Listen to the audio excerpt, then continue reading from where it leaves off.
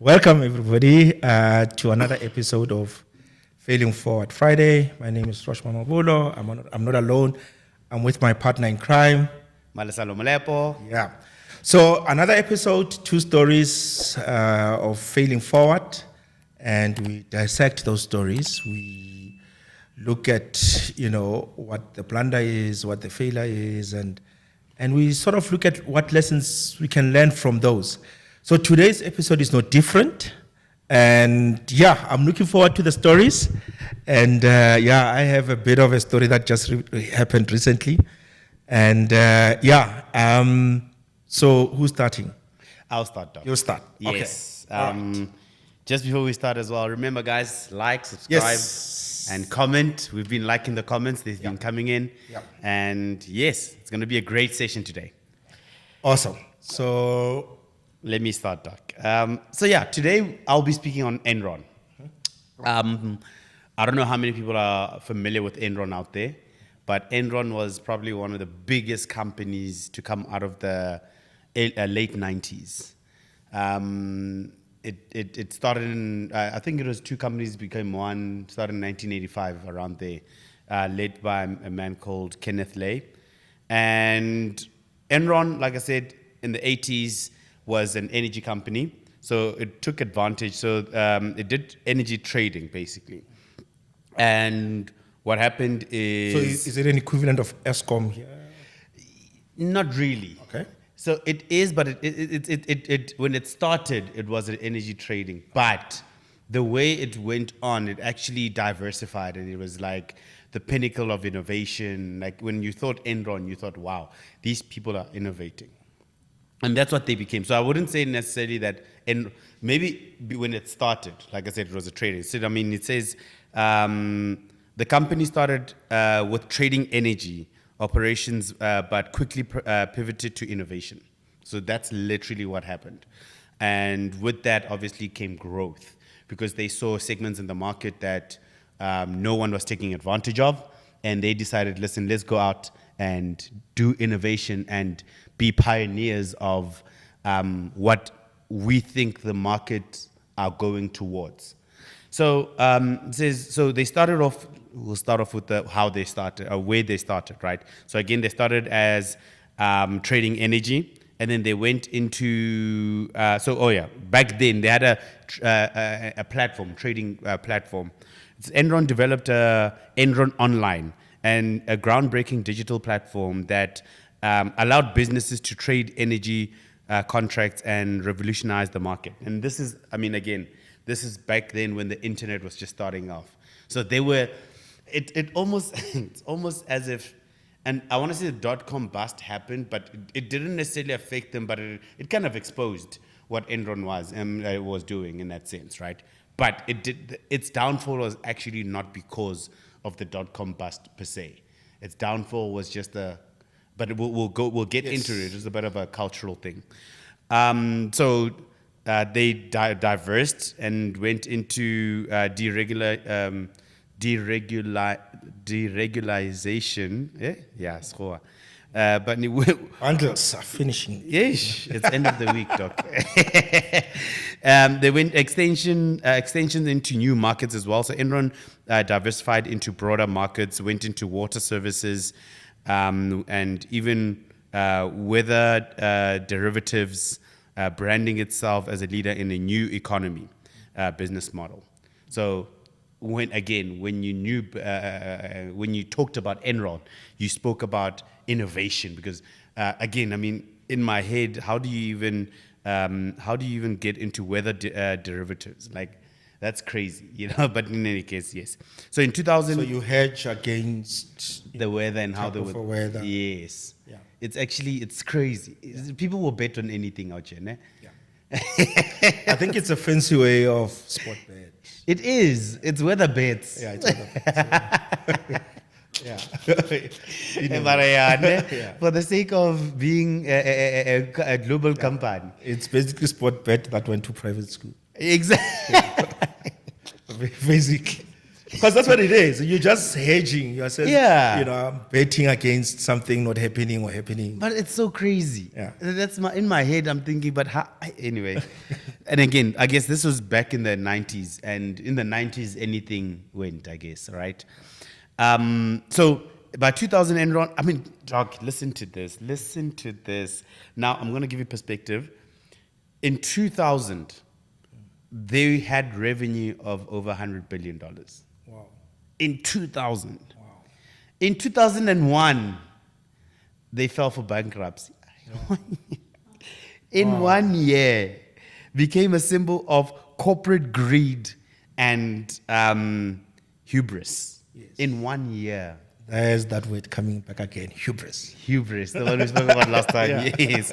Guess who want that? So they managed to build a huge sandcastle and managed to demolish it within a year. Yes. And now, and again, we'll get to the culture part and how culture made Enron what it was and made it its own downfall as well. Because, and it's something we spoke about with what's his name? The book we read was The Man Who Killed Capitalism. Yes, Jack Welch. Yeah. On the 10%. Yes. Yeah. But in any case, so it says, beneath a polished exterior, Enron's foundation was built on risky financial practices and deeply flawed corporate culture.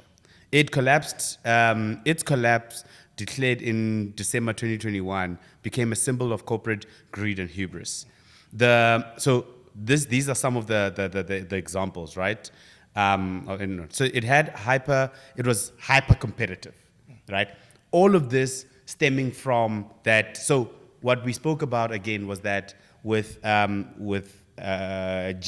what? Not GM, GE, General Electric. With GE, they worked on a 10%. So 10% get promoted, 10% get demoted or retrenched. 10% lowest performers get retrenched. The 10% high performers, they get promoted. And then everyone in the middle is just fighting to not go under or go to come out.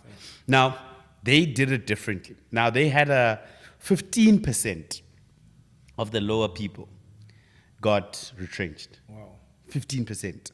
And that obviously and it's something in that book we read, Doc, it didn't actually come across that well. But I like what they're saying here because we don't realize by having hyper-competitive environment, it comes with its problems. Comes with toxicity because now it brings that throw each other under the bus kind of mentality. It comes with winner takes all. Winner takes all. Meaning, I'm not willing to collaborate with the others because I want it all. Promotes individualism rather than team spirit. Exactly, and that's one of the things I was thinking about. To say, yes, it's so important, and it's such a minute thing that you don't think about when you create such competitiveness within an organization. And what ends up happening is the after effects are things that you wouldn't have realized would happen, but it comes with the job. Yeah. You know, so it says traders and managers were incentivized to close deals at all costs, creating pressure and manipulating results and bending the rules. Yeah. Again, that's also part of the after effects of that kind of behavior within an area. Manipulating books was one of the things that really came out strong. Yes, with Enron, more especially because of the pressure to perform and reach impossible targets. Yes. Because it's humanly impossible to reach those targets. Yes. People then started massaging the books to make them look good. And you massage them for a while until something spectacular happens, like .com bust. Like the .com bust. And when people try to pull out their profits, they actually realize that it's smoke and mirrors. There were no profits. Actually, it was just the numbers that were massaged. Yes. I forgot to mention what the name of that whole 15%, 10% thing is. It's called rank and yank. Wow. Yeah, that sounds so American. It does sound so American. Anyway, and now one of the things that they talked about now in the article as well was the arrogance and hubris that it brought out as well. Leadership promoted the idea that Enron employees were the smartest guys in the room, fostering overconfidence and beliefs that they could outsmart regulators and competitors and the market itself. No one is smart enough for that. To take on everyone and you think you'll win. Now, somehow, it's gonna. So basically, they were saying that they were trying to build an A team as an organization, where everybody's a superstar. Yes, and you can't get that. It's impossible, especially if you're yanking people. Yeah, and I think that's the challenge with. I mean, you look at soccer, for instance. You look at the big teams, your Barcelona, Real Madrid, where at some point I think was it Real Madrid where they called them the Galaxy of Stars. Yes. Right. Galacticos.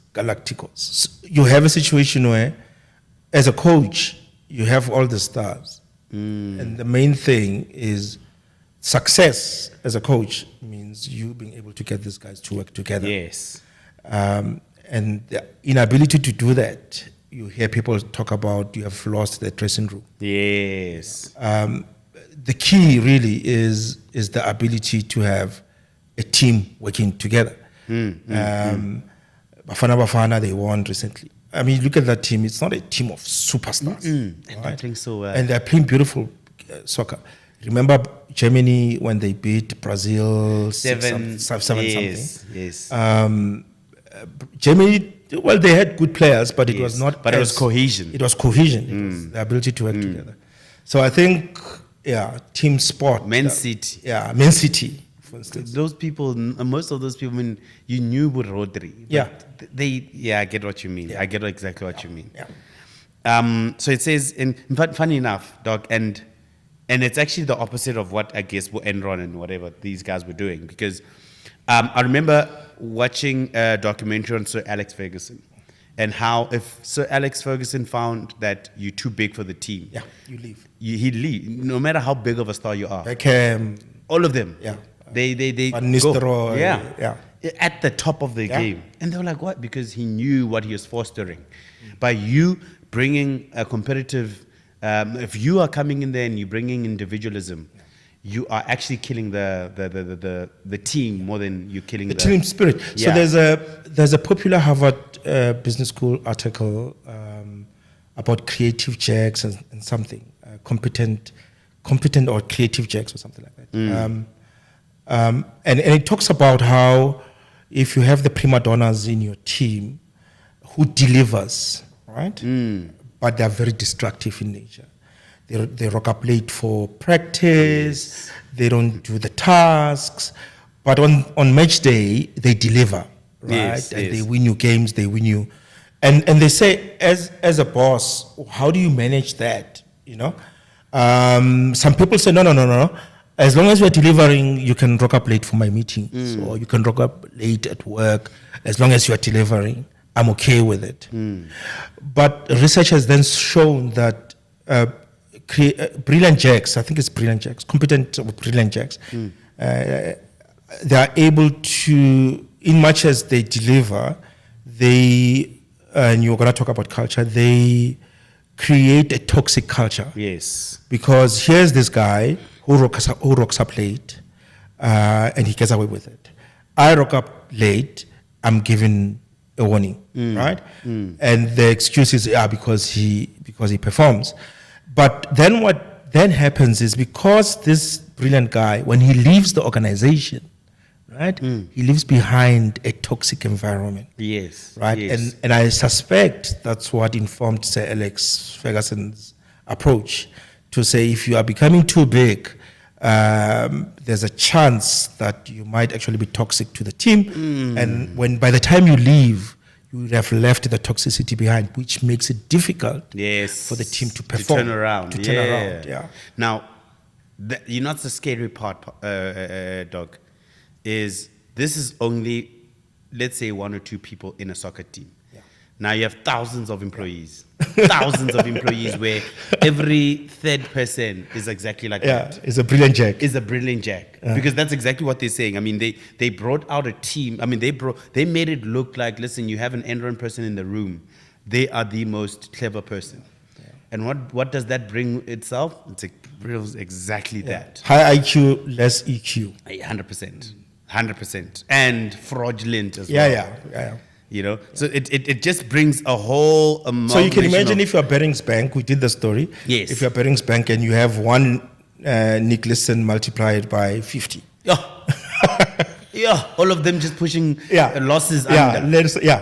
Derivatives, they're saying they're winning, but next. Yeah, because Nicholson's story was the same, was derivatives, hiding losses under an account 999, and no one checking because Nicholson is brilliant. He can't lose money. He can't. You know, so we don't check up on him. So you can imagine if you multiply that, you know. So it's one of the things it says here, it says, so one of the lack of transparency also caused a lot of this, where leadership were encouraging cutting corners, you know. Dog. And I want to come back maybe to this part where obviously everything starts at the leadership, and now you come to a place where you as a leader, you know that. Oh, that's exactly. So, okay, let me give you an example. So, I don't want to say, there's a company I know of. I won't say what relations I have with it. Okay. This company was brilliant. It came up with a brilliant product, doc. Amazing product. And I really think, even now still, I think they have a brilliant product. The problem I had with that company was, and everything, I guess, stems from, I guess, leadership as well, where you started going for anything and everything that has a certain tagline marked to it, even though you are something else. Yes, you can manipulate the understanding that, yes, we do cater to this thing, but your functional day-to-day work doesn't require you to reach out and sell and go create these solutions for that kind of industry. Still within the same industry, but not exactly what you want to do. And I don't want to say too much. Okay. But one of the things what started happening. Give us an example. An example is, and this is hypothetical. Yeah. I'm a telecommunications company. I focus on telecommunications. And I focus on fiber. But I want to start selling SIM cards. Oh, okay. And I don't necessarily have the expertise for SIM cards. Yes, it's telecommunications, but it's not the same. It's not the same. Same, but not same. Yeah. And exactly that, where you start selling SIM cards, you're like, no. We're gonna give you a free airtime. We're gonna give you, but right now you're busy with what your expertise is in fiber. Fiber has nothing to do with airtime. You know, the only thing you need to do is that throughput of data goes through this. I can send you a 10 meg line. I can send you. That's what you know. But you going in and you're selling SIM cards with 10 megabytes on there or 1 gig on there, and you think, no, you're gonna beat the guys that have been doing this forever. Ah, yes. And what ends up happening is when you deliver, now you're not delivering the right things because you that's not your expertise, remind you. And because that's not your expertise, you end up in a place where it's costing you more to deliver this project than you actually charge the customer to deliver. Okay, so you undercharge. You undercharge. Now it starts creating frustrations within the organizations. Yeah. It starts creating organizations because, guys, why isn't this working? Why aren't we selling enough SIM cards? You know, funny thing is what you're going to speak about is kind of like that. Now you start blaming things that are not to blame. And you say that's the problem, but that's actually not the problem. The problem started with you saying, I want to sell SIM cards. Okay, so how does that relate to? So what I'm trying to get to now, right, is with Enron, the biggest issue I'd had, and that's part of one of the things I wanted to say, is that they started, them cutting corners was not from a place of, no, let's diversify into other markets and do best in other markets. Their diversification came from a place of, listen, we need to make more money. And the same with this example I'm giving. We need to make more money in SIM cards. But that had nothing to do with SIM cards. With their core business. With their core business. Now you start going to you're shopping around for solutions that are not part of you. Meaning, again, it will create issues, it will create frustrations, it will create toxicity, it creates a lot of things stemming from one decision that you said, okay, let's be this. Now, in this sense, with Enron, their issue is that they started focusing a lot more on performance and brilliance and individualism and all of these things, and that created toxicity on top of cutting corners, on top of all of these other stuff. Okay. And that, for me, was where the problem is that you're not humble enough as a company, as an organization, to know to stick to your lane and to know that, listen, culture builds company, not company builds culture, in that sense. And you moving forward, knowing that, listen, we don't have to be 100 billion every year. You know what I mean? If we hit 100 billion and we're doing things right, it's actually more sustainable in the future than what it is now. So is it a situation, if I'm hearing you correct, a situation where it's one of those winning at all costs? Yes. And let's win today, and hopefully tomorrow will take care of itself. Yes. So it's more like the short-termism exactly of approach. What could go wrong, as Charlie Manga and them say, right? Yeah. What could go wrong? You're not thinking what could go wrong. Yeah. You're thinking, what can we get right quickly? And by that getting quickly, you don't think of the long term of all your decisions. Okay, so I guess now it makes sense, because obviously, as an accountant auditor, when we looked at what caused the collapse, not necessarily what caused the collapse, but what led to the collapse, is we look at it from the fact that the books were cooked. Yes. Because guys needed to get super bonuses. And that culture has been going for a while until whistleblower came out. Yes. And they said, actually, these financials are journal entries that were passed, and some of these are not real amounts. And that's when the whole thing crumbled. But what you are saying then is, before we get to the numbers we cooked, there was a whole culture brewing on the surface that led to the books being cooked. It becomes more, it was a psychological decision before it was a financial decision. Yeah.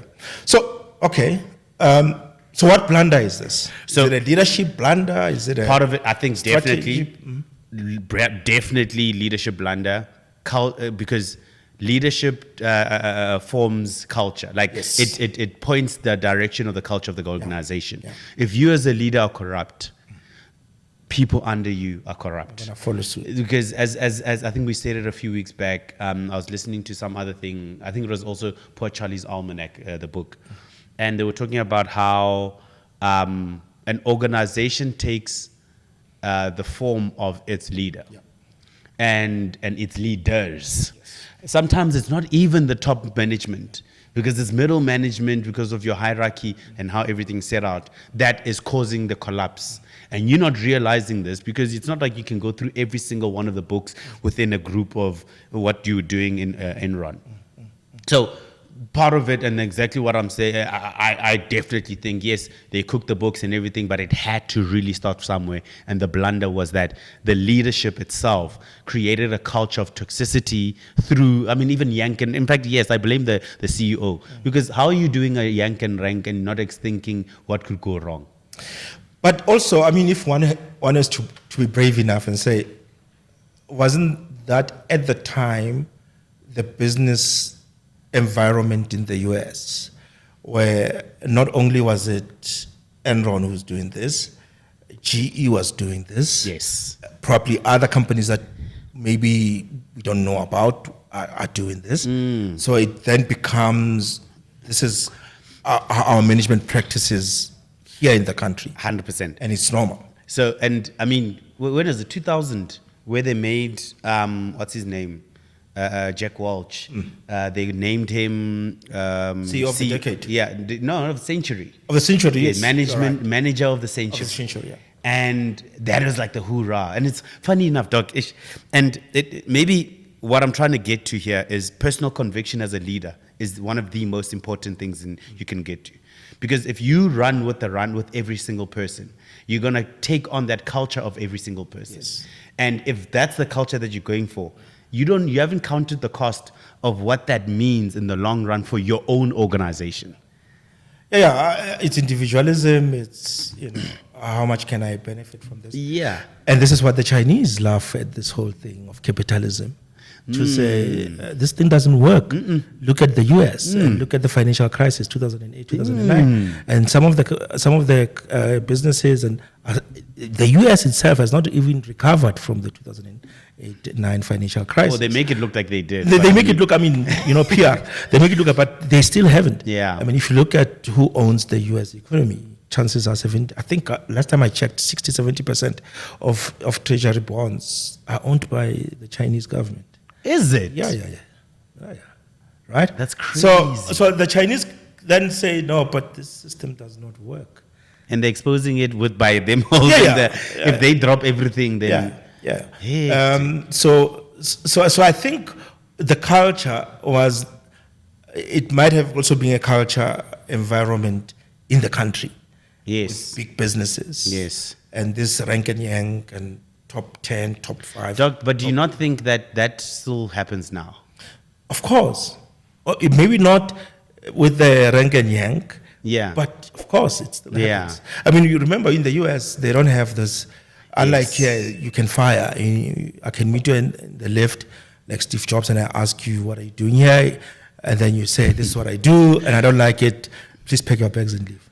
There's no CCMA there. Yeah, I was about to say, we have to say, when I'm going to take you to CCMA. Yeah.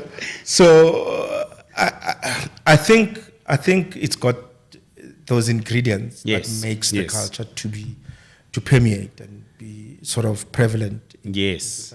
Because if one organization does it and it produces results, the other organizations are looking at it and they're going to copy and paste. 100%. And then it becomes a whole culture in the country.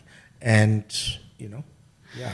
But anyway, that's my blunder. I think it was corporate, it was leadership, blunder, and specifically culture within the organization.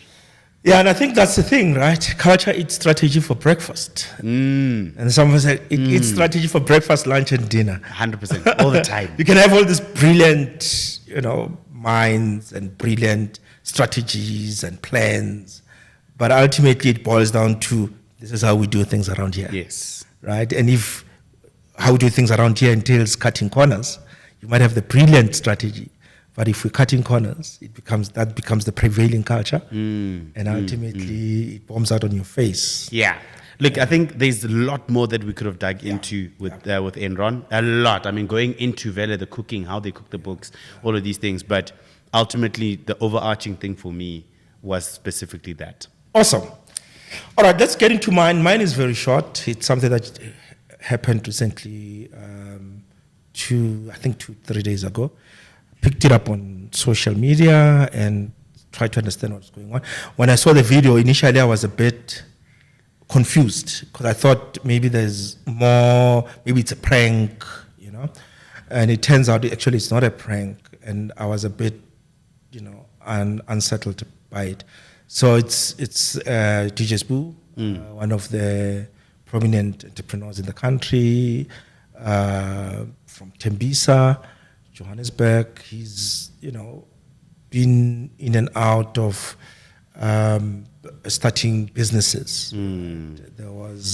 He had an online radio station at some point, Massive Metro. What happened to that? I don't know. Okay. So there's Massive Metro. Now he's got a podcast, and then he was a music producer with in the 2000s. In the 2000s, so he produced your Mzegezeke, Zahara, all those other artists. So he's a real hustler. Yeah, he goes out there, he hustles and he pushes his brand.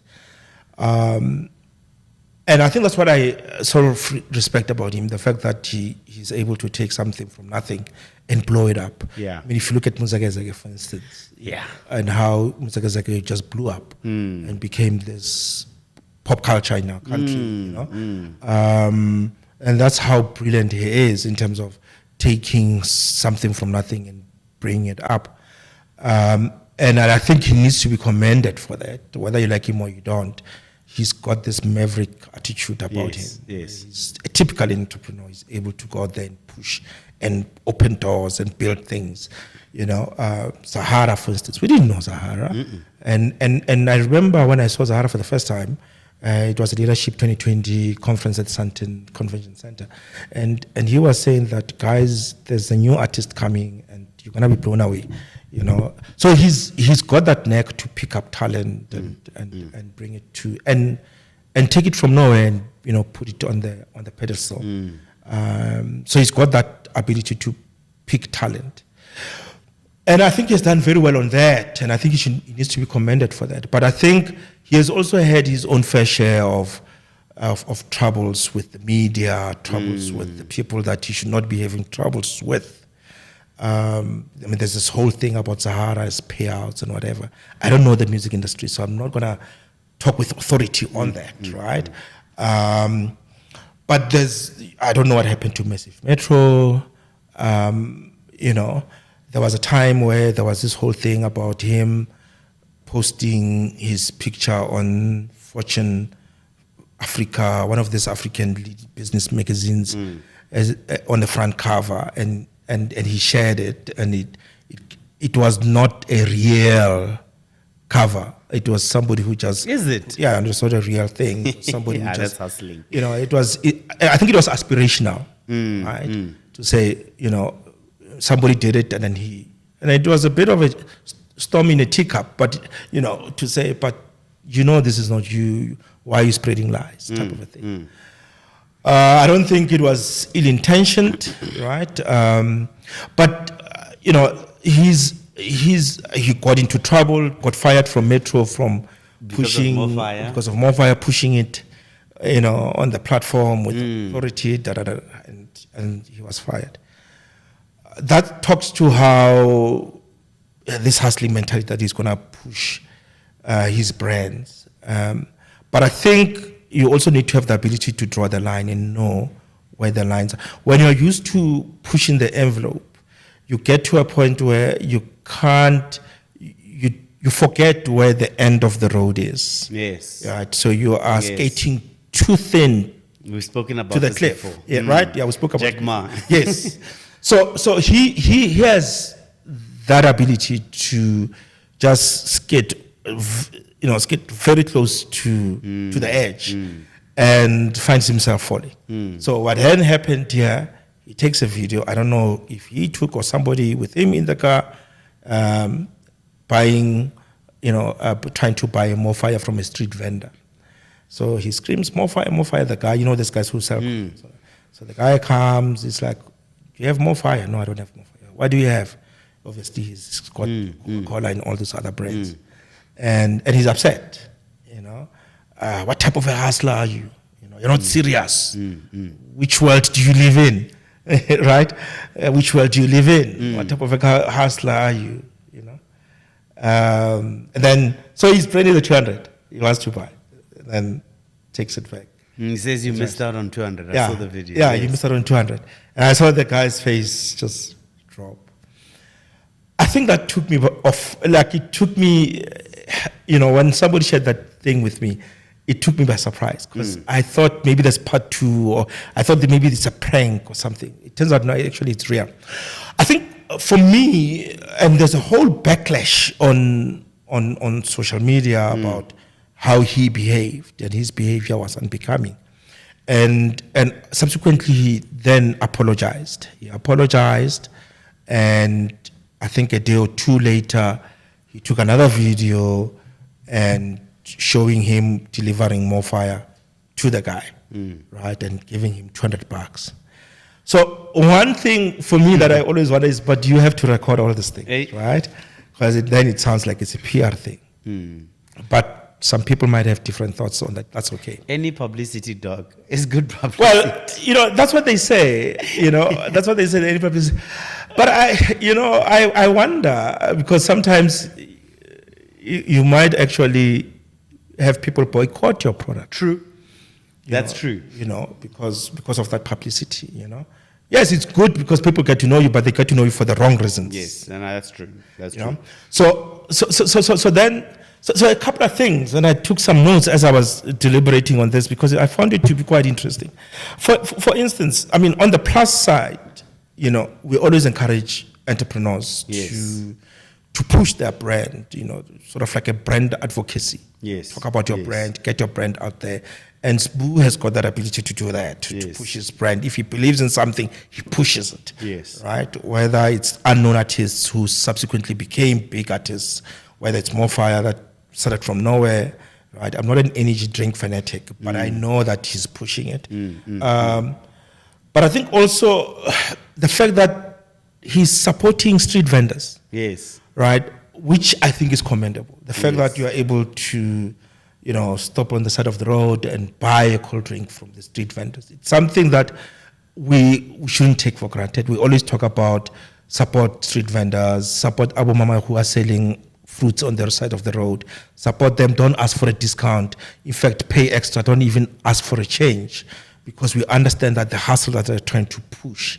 So you know, and those are the things that we need to comment on. But I think what sort of saddened me about the whole thing is the attitude to the street vendor and just how he flippantly left. And just because the vendor didn't have his product. Yeah. So, he could have asked, why don't you have my product? You know, is it because people don't buy my product? Maybe that's why. Because these guys cannot afford to sell slow-moving products. 100%. Right? They need to sell fast-moving products so that they can get the return on their investment. Doc, you're mentioning something that I was actually thinking about now as you're speaking about this. And I'll come back to that. All publicity is good publicity thing. All publicity is good publicity if you have a good product. Yes. Because if you don't have a good product that is easy enough for you to just say, hey, I'm here, just at least, what's this thing that this guy's talking about? What's More Fire? Let me just taste it. Oh my goodness, More Fire is amazing. Yeah, there's a difference between that and it's just another 10 out of 20 energy drinks out there that I'm buying. Then what's the differentiator? Yeah. Then why are you doing things that ultimately, as you say, people could boycott and go choose from any of the other 19? Right. Yeah. So, and I think, there's a thing that, to your point, no amount of great marketing can save a lousy product. Yeah. Right? Yeah. In fact, putting a great marketing strategy on a lousy product is the quickest way to get that lousy product out of the market. Yes, because people now know. Because people are now exposed to nonsense. Yes. They see this is rubbish, market it very well, I don't want it, and word gets around there. Okay, by the way, we're not saying More Fires don't. No. We just want to clarify that. We're just saying that you must be careful then. Yeah. And I think that's what I'm getting at, to say he could have said, why are you not selling More Fire? Is it because the people are not asking for Market it? research. Market research, and or it might be maybe there is no More Fire distributed. It might be a supply chain thing, right? And it's not easy. Or a sales thing. Or discount thing. You know, it might be I get a huge discount if I buy this product. I don't get a huge discount if I buy this one. So they need to make business decisions, and that's what they do. So I think for me, you know, losing your temper the way he lost his temper and just flippantly, you know, shouted and left. But I think also, you know, so he comes back. Now here's the thing. So he comes back a day or two or whatever days later. He comes to deliver the More Fire. The guy still doesn't have More Fire with him. Right? So here you are, you're chastising this guy. Good. Yes. You're chastising, you have More Fire, you leave. Right? You come back 3 days later, the guy still doesn't have More Fire. It shows that the way you behaved, it has nothing, it didn't even make the guy encouraged to buy More Fire. Right? That's good. So I think for me, the other thing that I've picked up is, Sbu has subsequently apologized. Yes. You know, and he went back and he gave the guy More Fire, he gave him $200. But I think for me, the apology is not an apology that should come to us as social media people. Yeah. he owes that guy an apology. Yeah. And I think for me, I didn't see him apologizing to that guy. Yeah. Yes, he brought stock, he gave him money, but that's not an apology. If anything, Doc, you know what it actually did? Now that guy is social media famous. Every time someone sees that guy, they're going to want to buy something from him. Yeah. He's marketed that guy instead of himself. And I'm definitely sure they're not going to buy Morphy. Right? I'm definitely sure if people saw this and they were not happy with it, they're not going to, intentionally go and buy Morphy. And I think for me, that was a missed opportunity. He could have recorded himself apologizing to this guy. Yeah. Right? I apologize. What I did was wrong. And I promise I'll work on my temper. As a gratitude, here is a stock for Morphy, right? And preferably, it's something that should be said from the heart. Unfortunately, it looks like this thing is just done for the publicity. It's not done sincerely. And I'm not saying he was not sincere. He might have been sincere. But it did not look. It comes out as if everything is. It's reactive. That's exactly what it is. It was a reactive decision to take. So, and I think, so how do we prevent this? Because, it's important. As an entrepreneur, you're looking at this and then you say, okay, he lost his temper because I could see he was irritated. It reminded me of, I don't know if you know this video of Steve Jobs at a conference. And this guy asks a question. And so it's such an interesting thing because the guy, need to read this so that you get it. So this guy stands up, right? So it's Q&A. So this guy stands up. And he says, Mr. Jobs, you are a bright and influential man. That's how he starts. You are a bright and influential man. And Jobs says, here it comes, because he can see where it's going. Where this is going. And the guy says, serious guy. You can see he's a nerd guy. He's a serious guy. He says, it's said and clear that on several counts you have discussed, you don't know what you're talking about. Now, this is a conference full of people. He says, you don't know what you're talking about. I would like, for instance, for you to express in clear terms how, say, Java or any of its incarnation addresses the ideas or embodied in OpenDoc. And when you are finished with that, perhaps you can tell us what you personally have been doing for the last 7 years. The room went like, right? Firstly, you don't know what you're talking about. Yeah. I see, but you don't know what to. Secondly, he's asking him a technical question because he knows Jobs is not really a technical person. Tell us how Java and OpenDoc works. Right? And then lastly, for the past 7 years, I actually don't know what you were doing. What did you do? How can you explain to us what do you do?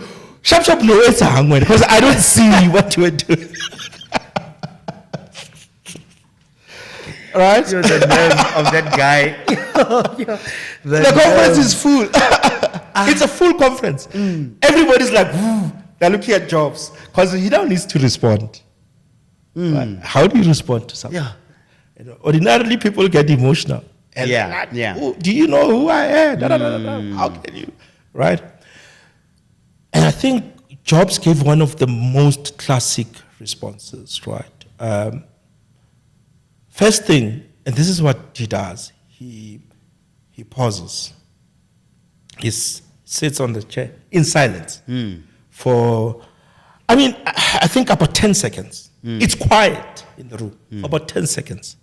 He's thinking how to respond to this guy, right? Which is quite an amazing way because they always say if someone provokes you, or, drink water or take a walk or take a break or whatever, don't be quick to react. Not respond, react. Because if you then, you are reacting. I get you. Think about the response because you need to respond. And then he drinks water, and he drinks water. And then everybody's like, they want to hear this, right? And then he begins, that's him. You can please some of the people some of the time, but and then he stops because then he realizes maybe this is not the right start to the response. And he pauses. And then he starts. And then he says, gentlemen like this guy, are right. Right? One of the hardest things when you try to effect change is that people like this gentleman are right. So he's now diffusing the whole thing. He said, no, you're right. You're right. I'm not going to try and counter what you're saying. Right? I'm going to agree with you. Right? And he says, one of the hardest things is how does what you do fit into a larger vision? So he goes and explains all these things. But what he then says is, one of the mistakes that I've made, so he's acknowledging, one of the mistakes that I've made is when we built solutions, we started building solutions and we tried to push them to the customers. And it took me a very long time. Probably that's the 7 years we're talking about. It took me a long time for me to realize, actually, we need to do it the other way around. We need to understand the customer first and then reverse engineer to the product, to the solution. And he says, but you know what? I work with a brilliant team of people. And he starts mentioning Harvey, these guys, they work hard, they make mistakes. Like this guy says, we make mistakes, and that's okay. Because we're making mistakes building something forward. Right? And we piss off some people. So now he's actually saying it without saying it. Without saying it. We piss off some people. Yeah. And it's okay, but we're making something brilliant. So when you bring that to DJ Sbu, here you are, you're upset, drink water, come back, record. Or what are the reasons you don't have? Explain to me, right? Or these are the reasons. Oh, okay, no problem. What's your name? Where are you? Okay, I'm gonna organize for you to get stock and profile the guy. Right? Profile. Don't make it about him, the individual. Yes, because people will react so much to that. Yes, and I think that's the thing that we need to look at to say, if you're an entrepreneur, you're pushing a product. Your bosses are the people who are, down the supply chain. Yes. Not only your customers, but the people who are selling your product. Yes. Are part of the customer because they're buying from you. 100%. They're buying your product, so they are retailers. I like what you're saying, Doc. But they're your customers. And let me put it in this way as well. Not necessarily only from a product consumer point of view. If you're working for an organization that sells to businesses, within you as a manager, your bosses are actually your employees. Yes. Because ultimately they make the product that you go out and make sure that is sold to the other businesses. And I think what I kind of miss in this whole hustle culture mentality is the lack of empathy. Yes. Right? We are so focused on pushing products. We actually don't care much. Is this person needing this product? So it's sort of like, as long as I can push, I can make money. It comes back to the American culture. 100%. Right? So it's exactly what I was thinking now. It comes back to the American culture. It's about me pushing and reaching my targets and becoming the hero. You see, I'm an entrepreneur. Look at me, I succeeded.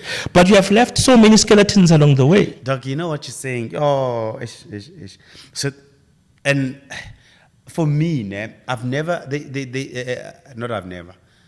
the hustle mentality for me has never been something that is attractive to me. And what I mean by that, people are hustlers everywhere. Maybe entrepreneurs are generally what hustlers are. But what it's tainted to be is someone that doesn't listen, but someone that wants to first talk before they listen.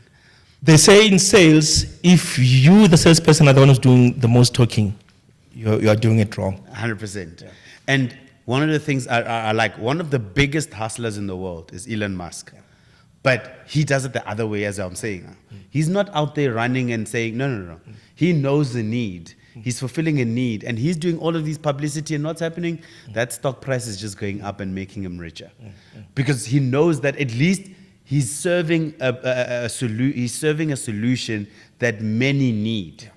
And he's seen it. Yeah. But it's almost as if the hustler mentality of these days isn't from a market research point of view, but it's more, again, it's that let me give you what I think you need, and let me force it down your throat. Yeah, it's more about me buying my product, me pushing my product. it's less about the customer. It's less about understanding the customer. It's less about putting yourself in the shoes of the customer and understanding that this customer is in this position and this is what I think they need, or this is what, based on what I've experienced, they need. It's less about that, right? It's more about me pushing my hustle. It's my hustle, it's my product, I'm pushing it to the people. And that has, this concomitant results where other people see this, all they see is you, your product, me pushing, and less you providing the people. That for me was a huge opportunity for Sbu to say, this is the guy, this is where he is, this guy is brilliant, please support him. Yeah, because ultimately if you're supporting him, you're supporting more fire. Yeah. So what's the blunder here? Yes. So I think, I don't know whether it's a PR blunder. Definitely PR blunder. For me, it's a huge PR blunder. Yeah. And what worries me is Sbu has this knack of having these PR blunders, and he's in the media space. So he should know better, can it? Yeah, I mean, he's a radio guy. I have much respect for him, but I think there's a series of these blunders coming through. There was now with Chidima, there was a whole thing with Chidima and how he expressed his views. And I'm not saying he's not entitled to those views, but they always say it's not what you say, it's how you say it that matters. And I think also in this instance, it's not what he said, it's how he said. I mean, look, the feedback, the guy needed to get the feedback. Yes. The street vendor needed to get the feedback to say, look, maybe you need more fire. Maybe it's important to give that feedback. Yes. But more often, it's not what you say, it's how you say it. Yes. And how it came out was, and I think he acknowledged it, hence he apologized. But also the apology, how the apology came out. Yeah. It's very matter of the fact. It's a tact issue. Yeah. Anyway, okay, Doc. Is that the pod? That's the pod. Awesome. That's it. And subscribe. We're looking forward to, is this the last session of the year? It is the last session. Okay. Well, it's not the last session of the year. Huh? It's the last two-story session of the year. Oh, yes. And then we're going to have a last session. We're going to have the last session. We understand what we've actually gone through with all these blunders. Awesome. So thank you so much, guys. Subscribe, like, share, comment. We would like to hear your views. What shows you want, what stories you want us to cover. We'll gladly do the research. Yes. Thank you very much, everyone. And tune in next week for another episode of Fail Forward Friday. Awesome.